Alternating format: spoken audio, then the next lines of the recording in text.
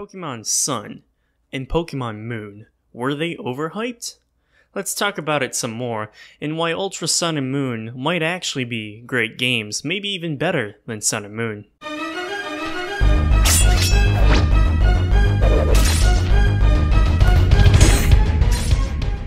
How's it going, me family? C.Mea here with a brand new video on Ultra Sun and Moon.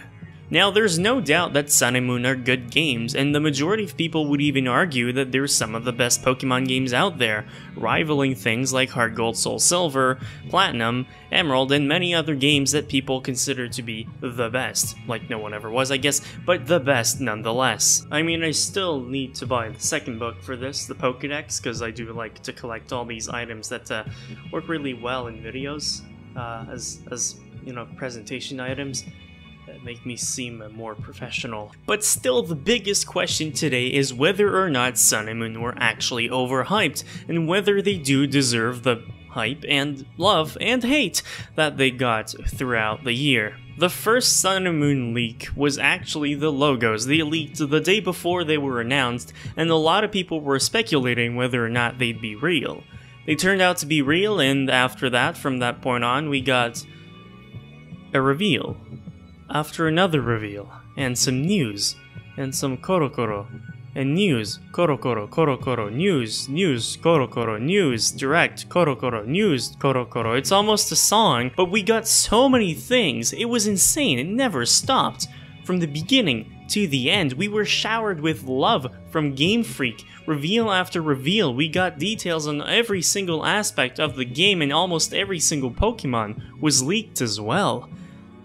Truly, a record for the franchise. There would almost always be a direct or some sort of trailer at the beginning of the month, followed by another one at the middle of the month, and then obviously the Korokoro scans at some point in the month with that, and with more news here and there, and some more news at events and things like that. We had a good 2 to 3 events, or trailers, or anything, just related to Sun and Moon monthly. It was ridiculous. The staggering amount of videos that came out from that was quite ridiculous. I personally limited myself to only one Sun and Moon video a month, and even then it felt like too much. There was so much to cover that, yes, people could make weekly videos and still have a lot to talk about, but it did result in just a lot more of everything. Leaks were just found everywhere, sites leaking random things, people making fake art, fake mon, and just posting that everywhere, and it led to people believing everything. It led to a new era of Pokemon clickbait that's very interesting. For X and Y, it wasn't that much there. Omega Ruby and Alpha Sapphire it really started, but Sun and Moon was different. We got so much that everyone wanted to be the best, everyone wanted to be first, everyone wanted to cover that first, everyone wanted to have the most views. Everything was revolved around the hype train that was Sun and Moon, and it wasn't just a normal hype train. It was a hype train that was not just large, but like humongous. It was insane. It covered the whole internet. It spread around for miles and miles and kilometers because I'm Canadian and I shouldn't use miles, but it was big. Then shortly after all the reveals were done, which actually led to almost a few days before the games dropped. And people liked the games, they played the games, and for a few months Sun and Moon was in the spotlight of many things. And then it just kind of all stopped, all at once. Of course, that also happened with Omega Ruby and a few other games out there, but many people found Sun and Moon boring after a while, and they all stopped playing. And then the hype for the next game started. However, now people are complaining for something else. They're complaining for a lack of trailers, a lack of anything. While before they would complain that they would get too much. So it's like the reverse of Sun and Moon. There are a few reasons as to why we're not really getting anything. Now, I don't want to call the majority of the Pokemon community ungrateful or anything like that, because we're all just fans to our heart and soul, and we just enjoy playing the games. But, you know, things have changed a bit. but still, I'm not even sure if we'll be getting a demo for this game. The demo for Sun and Moon was dropped just a few months before the game came out, and on the same day, everything was dumped. A lot of information was leaked. Basically the whole game, everything that was not yet magically leaked or announced by Game Freak in the Pokemon community pretty much got leaked on that day, and most people that started playing the games already knew the games fully, and it's a feeling that was kind of stripped away from most people just because of everything and how it all played out. If anything, Sun and Moon taught me to just stay away from news more and to enjoy that giddy feeling inside that I used to feel more while playing Pokemon. You know, the new adventures, finding new things, not necessarily knowing what to expect. And that's what makes me happy about Ultra Sun and Moon. I don't know what to expect. I know that it's in another world. I know that we'll get more to do with the Ultra Space, which I thought was an amazing concept, and I'll know that we'll be getting more information with that. That's all. That's all I know. I know that Solgaleo and Lunala look odd, and I know that they seem to have fused with Necrozma. Is that enough plotline for me to buy the game?